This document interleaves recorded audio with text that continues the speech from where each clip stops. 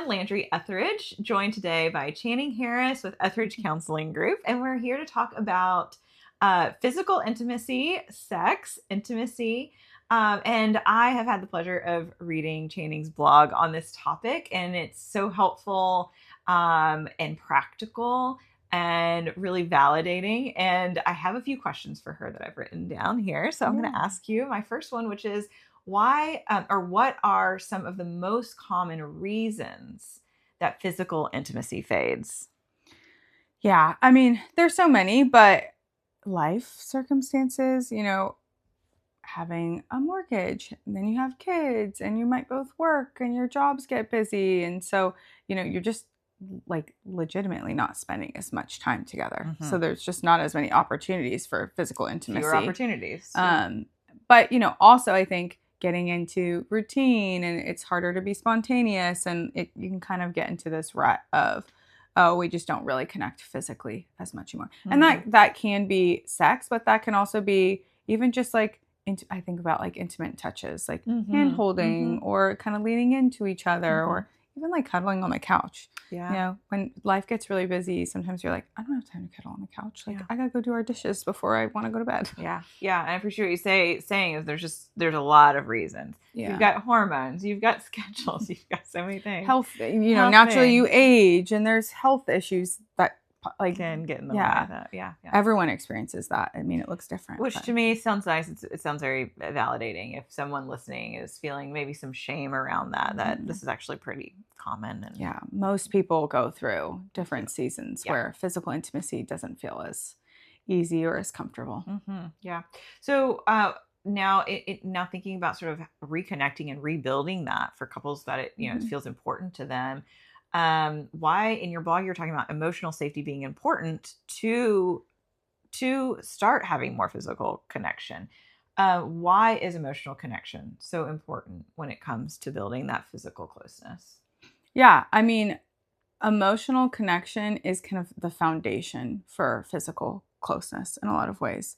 It's not everything, but it is a huge, huge part of it.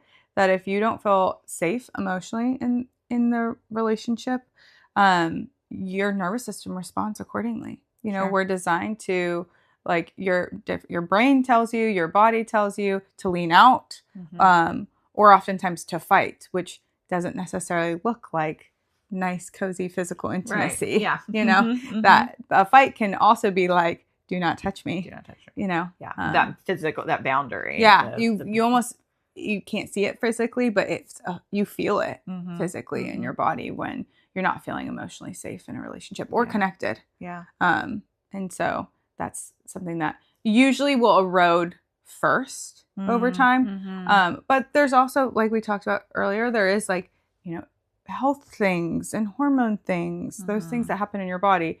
So, also considering that, but, sometimes people look into all of those things and they're stumped because they don't understand, It's not necessarily an external factor. Yeah. Why is this still occurring even when I've been to the doctor and I've, checked out all the stuff. Yeah. Yeah, exactly. Well, for couples who are wanting to kind of rekindle and build that piece back up, what are a few sort of like simple or gentle practices that can begin to help them reconnect? Yeah, I think starting with simple. It's not, you don't have to go from feeling disconnected physically to now we have the best sex life of our relationship. That's starting with like, small intimate touches. And if you feel that physical barrier, if you feel like, I don't want to do that, exploring, well, why, what's coming up? Because there's probably an emotional thing underlying that. If you've already, again, caveat of, if you've already looked into all the medical things, then, likely that's kind of happening in the emotional and the mental realm. Certainly some unresolved conflicts in the past can give you that feeling.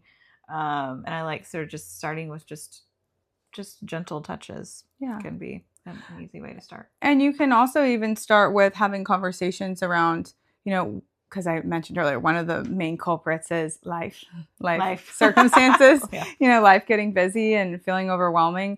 And so even having conversations of, well, what are the things that, generally in the past have worked well that have made physical connection, whether that's sex or just our like intimate physical relationship, enjoyable in the past, and then what's worked in the past. Yeah, what's slowing down? I'm like, well, what was the context of those things? You can't Mm. control all of those, but maybe it's we didn't have kids running around and screaming outside the door, or we were on a vacation, or I didn't feel like I had this long to-do list. Some of those things you do have some choice, but it does take intentional effort. And you can slow down and also talk about, well, what were the things that like didn't feel so great that have made this not, or makes this not enjoyable for me? Okay, can we eliminate some of those things? I like the question, like, what would you need to change for it to be something that you really look forward to? And that can kind of help that creative. And I feel like having conversations with both people, then it gives you some sort of pathway of like, okay, we can mutually kind of work on these things together. I might need, a babysitter to take the kids and take them out of the house, to take them to go to a movie or something. Or I might need to not feel like I have 1,000 things to do on my work list. Okay, take a day off. Yeah. And some of these conversations are very difficult to navigate on your own. So if you're listening, you're thinking, yeah, that sounds great, but I don't see us having these conversations.